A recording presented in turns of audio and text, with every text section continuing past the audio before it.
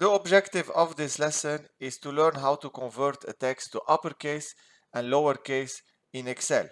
So for this, we have a couple of formula, and as the name suggests, the first formula is called upper and the second formula is called lower.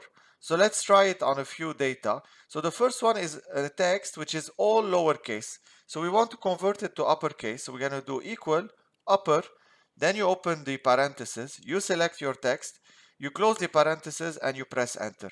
And as you can see, the text now is all in uppercase.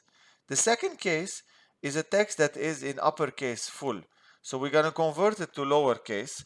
We're going to write equal lower, and then we select our text, then we close the parentheses, enter, and everything is in lowercase. The last example is an example where you have a mix.